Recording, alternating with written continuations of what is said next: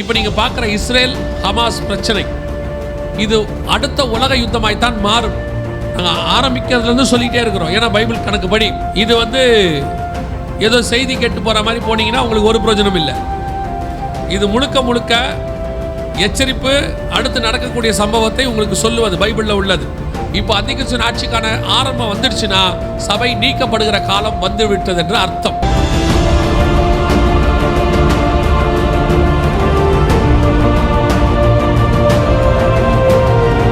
இது எல்லாம் இனிமேல் நடக்க போகிறது.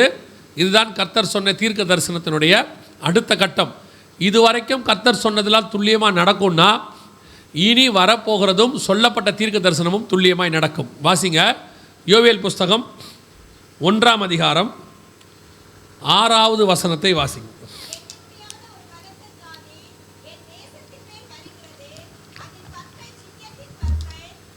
சிங்கத்தின் கடவாய் பற்கள் அதற்கு உண்டு. எண்ணி முடியாத ஒரு பலத்த ஜாதி என் தேசத்தின் மேல் வருகிறது, இனி வரப்போகுது. அதற்கு துஷ்ட சிங்கத்தின் பற்கள் இருக்கும் அப்படின்னு.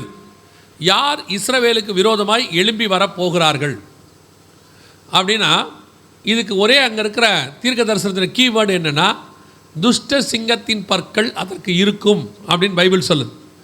வெளிப்படுத்தின விசேஷம் 13ஆம் அதிகாரம் 2வது வசனத்தை வாசிங்க. வெளிப்படுத்தல் 13:2. நான் கண்ட மிருகம் சிறுத்தையை போல் இருந்தது, கால்கள் கரடியின் கால்கள்.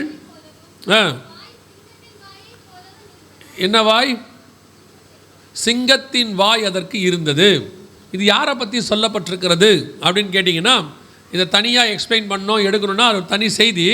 ஆனால் யாருன்னு மட்டும் நான் உங்களுக்கு இப்போ சொல்கிறேன். யாரை பற்றி சொல்லப்பட்டிருக்கு அப்படின்னு கேட்டிங்கன்னா இது முழுக்க முழுக்க வரப்போகிற அடுத்த அரசாங்கம், 10 நாடுகள் கூட்டமைப்பு இப்போ ஐரோப்பாவில் ரெடியாக இருக்குது. இந்த யுத்தத்தினுடைய முடிவில் 3ஆம் உலக யுத்தமாக மாறும். நல்லா கவனிங்க. இது ஏதோ செய்தி கேட்டு போகிற மாதிரி போனீங்கன்னா உங்களுக்கு ஒரு பிரயோஜனம் இல்லை. இது முழுக்க முழுக்க எச்சரிப்பு, அடுத்து நடக்கக்கூடிய சம்பவத்தை உங்களுக்கு சொல்லுவது பைபிளில் உள்ளது. ஸோ நீங்கள் இந்த வாக்குத்தத்த செய்தியெல்லாம் கேட்டுட்டு ஜாலியாக போகிற மாதிரி போனீங்கன்னா உங்களுக்கு பிரயோஜனம் இல்லை, அவ்வளோதான். என்ன ஒரு பெரிய விஷயம்னா உங்ககிட்ட உங்கள் ஏரியாவில் கர்த்தர் இந்த எச்சரிப்பு கொடுக்குறார் அப்படின்னா இந்த சபையும் இந்த பகுதியும் கர்த்தருடைய திட்டத்தில் இருக்குன்னு அர்த்தம். நான் எப்போவுமே ஒரு காரியத்தை விசுவாசிப்பேன். ஒரு இடத்துல கர்த்தர் கொண்டு போய் நிறுத்துறாருன்னா அவருக்குரியவர்கள் அங்கே இருப்பார்கள் என்று அர்த்தம். இல்லைன்னா கர்த்தர் அங்கே போக மாட்டார். நாங்கள் ஒரு சபை டேட்டு கேட்குறாங்கன்னா பாஸ்டருக்கு தெரியும். கேட்குறாங்கன்னா எவ்வளோ பேர் வருவாங்க, எத்தனை வருஷமாக சபை நடக்குது, எவ்வளோ ஆஃபரிங் கொடுப்பீங்க, எதையுமே இது வரைக்கும் கேட்டதே கிடையாது. எங்களை பொறுத்த வரைக்கும் ஒன்றே ஒன்று தான், அந்த தேதி இருந்தால் நாங்கள் கொடுத்துருவோம். ஏன் அப்படின்னா எங்களுடைய நம்பிக்கை அந்த இடத்தில் கர்த்தர் அன்றைக்கி பேச விரும்புகிறார். அங்கே அவருக்குரியவர்கள் இருப்பாங்க. அது ஒரு சமாரிய ஸ்திரீயோ இல்லை 5000 புருஷரோ அதை பற்றி கவலையே கிடையாது. பரலோகம் பேச சொன்னால் பேசணும். எங்களுடைய விஷயம் அவ்வளோதான். அப்போ இங்கே உங்ககிட்ட இதை சொல்லியிருக்கிறாருன்னா அப்போது இங்கே அவருக்குரியவர்கள் இருக்கிறாங்கன்னு அர்த்தம். அப்படி ஒரு வாய்ப்பு வரும்போது நீங்கள் அசட்டாக பண்ணிட்டீங்கன்னா உங்களுக்கு தான் நஷ்டம், எங்களுக்கு நஷ்டம் இல்லை. நாங்கள் உங்கள் ரத்த பலிக்கு நீங்களாக இருக்கிறோம், சொல்லிட்டு போயிடுவோம். இப்போ நல்லா கவனிச்சுக்கொள்ளுங்க. ஒவ்வொரு உலக யுத்தமும் முடியும் போது இப்போ நீங்கள் பார்க்குற இஸ்ரேல் ஹமாஸ் பிரச்சனை இது அடுத்த உலக யுத்தமாய்த்தான் மாறும். நாங்கள் ஆரம்பிக்கிறதுலேருந்து சொல்லிக்கிட்டே இருக்கிறோம். ஏன்னா பைபிள் கணக்குப்படி முதல்ல ஹமாஸோட பிரச்சனை நடக்கும்போது சமாதான ஒப்பந்தம் பண்ணலாம், நாங்கள் இஸ்ரேல் ஒத்துக்கலை. இப்போது ஹிஸ்புல்லாவோட பிரச்சனை போயிட்டுருக்கு.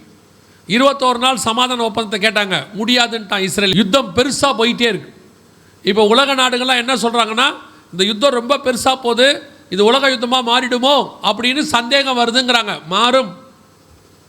அப்படி ஒரு உலக யுத்தம் முடியும் போது, முதல் உலக யுத்தம் முடியும் போது இங்கிலாந்து வல்லரசு, 2வது உலக யுத்தம் முடியும் போது அமெரிக்கா வல்லரசு, இப்போ இந்த உலக யுத்தம் முடியும் போது இது வல்லரசாக மாறும். இதுதான் அந்திகிறிஸ்துவோடைய கவர்மெண்ட். 10 நாடுகள் கூட்டமைப்பு, 7 மலை உள்ள நகரம் அதுக்குள்ளே தான் இருக்கு. ஆண்டவர் சொன்ன, பைபிளில் சொன்ன, வெளிப்படுத்தல் 13-17 2 அதிகாரத்தில் சொன்ன எல்லா விஷயங்களும் இந்த நாட்டுக்கு பொருந்தும். ஒரு பெரிய விஷயம், ஒரு சின்ன விஷயந்தான் நீங்கள், ஆனால் அது தீர்க்க தரிசனத்தின்படி பெரிய விஷயம். நீங்கள் போய் ஆராய்ந்து பாருங்கள், உங்களுக்கே தெரியும். வெளிப்படுத்தல் 17:3 ஆண்டவர் சொல்கிறாரு, ஆவிக்குள் என்னை வனாந்தரத்துக்கு கொண்டு போனான், 7 தலைகளையும் 10 கொம்புகளை உடையதும் தூஷணமான நாமங்களால் நிறைந்ததுமான சிவப்பு நிறமுள்ள மிருகத்தின் மேல் ஒரு ஸ்திரீ ஏறி இருக்க கண்டேன். அப்படிதான வசனம் இருக்குது. சிவப்பு நிறமுள்ள மிருகத்தின் மேல் ஒரு ஸ்திரீ ஏறி இருக்க கண்டேன். ஒரு மிருகத்தின் மேலே ஒரு லேடி உட்காந்துருக்கோம், ஒரு ஸ்திரீ உட்காந்துருக்கோம், பெண் உட்காந்துருக்கோம். அதை யோவான் பார்க்குறார் 2000 வருஷத்துக்கு முன்னாடி. 4வது வசனத்தில் சொல்கிறாரு, அந்த ஸ்திரீயை குறித்து நான் ஆச்சரியப்பட்டேன் அப்படிங்கிறார். இப்போ கவனிங்க, சும்மா போய் நீங்கள் வீட்டில் போயிட்டு அப்புறமா யூரோப்பா, யாராவது கம்ப்யூட்டர் யூஸ் பண்ண தெரிஞ்சவங்க, இல்லை ஸ்மார்ட் ஃபோன் யூஸ் பண்ண தெரிஞ்சவங்க, இந்த கூகுள் யூஸ் பண்ண தெரிஞ்சவங்களுக்கு சொல்கிறேன். கூகுளில் ஃபோட்டோலாம் பார்க்கலாம், இமேஜஸ்ன்னு இருக்கும், கூகுள் இமேஜஸ். போயிட்டு யூரோப்பான்னு போடுங்க, வேறு ஒன்றும் போட வேண்டாம், யூரோப்பான்னு போடுங்க. ஒரு ஸ்திரீ மிருகத்தின் மேலே உட்காந்துருக்க ஃபோட்டோ மட்டும்தான் வரும். அதுதான் வரும். முழுக்க அதை பற்றி தான் நீங்கள் பார்ப்பீங்க. வெளிப்படுத்தல் 17:3 சொல்லப்பட்ட நாடு ரெடி ஆயிடுச்சு. இவங்க எப்போ வல்லரசாக மாறுவாங்கன்னா, இந்த உலக யுத்தம் முடியும் போது இவங்க தான் மாறுவாங்க. இவங்க மாறி இந்த வல்லரசில் கடைசி ராஜா யாருன்னு கேட்டிங்கன்னா அந்தி கிறிஸ்து. இப்போ அந்த அரசாங்கத்தை கொண்டு வருவதற்கான யுத்தம் தான் ஆரம்பிச்சிருக்கு. இதைத்தான் ஆண்டவர் அங்கே சொல்கிறாரு. யோவேல் 1:6 எண்ணி முடியாத ஒரு பலத்த ஜாதி என் ஜனத்தின் மேல் வருகிறது, அதன் பற்கள் சிங்கத்தின் பற்கள், துஷ்டர் சிங்கத்தின் கடவாய் பற்கள் அதற்கு உண்டு. இதுதான் அதோடைய அடையாளம். நம்ம கண்ணுக்கு முன்னாடி சாம்ராஜ்யம் எழும்பி வருது. ஒரு சாம்ராஜ்யம், இதுக்கு முன்னாடி இருக்கிற வல்லரசு அமெரிக்கா விழுந்துருச்சு. அமெரிக்கா க்ளோஸ், பொருளாதாரம் அவுட்டு, எல்லாமே க்ளோஸ். எல்லாருமே சொல்லிட்டாங்க அமெரிக்கா மீள முடியாத கடனில் போயிடுச்சு, அமெரிக்காவுக்கு மாற்றாக வேறொரு கரன்சி கொண்டு வரணுங்கிறாங்க. இப்போ அந்த கரன்சியாக இவங்கள தான் கொண்டு வருவாங்க. நல்லா மனசில் வச்சுக்கொள்ளுங்க. யோவேல் 1:6 யுத்தம் ஆரம்பித்து விட்டது. அந்தி கிறிஸ்துவின் ஆட்சியை கொண்டு வரக்கூடியதான யுத்தம் தான் இது. ஏன்னா ஒரு சண்டை முடிஞ்சாதான் அடுத்த ராஜா எழும்ப முடியும். பைபிளே இருக்குது. நேபுகாத்நேச்சார் காலத்தில் அவர் வந்து ஜெயிச்சு ராஜாவாகிறார். அடுத்து பெல்ஷாத்சார் காலத்தில் தரியு ராஜ்யபாரத்தை கட்டி கொண்டான். இப்படி ஒரு ராஜா போனால் தான் அடுத்த ராஜா வருவார். இப்போ அமெரிக்கா போக போது, யூரோப்பியன் யூனியன் வரப்போகுது. இவர்களில் வரக்கூடிய ஒரு ராஜா, கடைசி ராஜா தான் அந்தி கிறிஸ்துவாக இருக்க போகிறான்.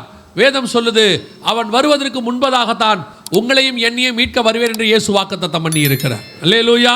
2 தெசலோனிக்கேயர் 2:7-8-9 வசனத்தை நீங்கள் வாசிக்கும் பொழுது, அக்கிரமத்தின் ரகசியம் இப்பொழுதே கிரியை செய்கிறது, தடை செய்கிறவன் நடுவிலிருந்து நீக்கப்படும் முன்னே அது வெளிப்படாது. எது? சபை நீக்கப்பட்டாதான் அந்தி கிறிஸ்துவின் ஆட்சி வரும். இப்போ அந்தி கிறிஸ்துவின் ஆட்சிக்கான ஆரம்பம் வந்துடுச்சுன்னா சபை நீக்கப்படுகிற காலம் வந்துவிட்டது என்று அர்த்தம்.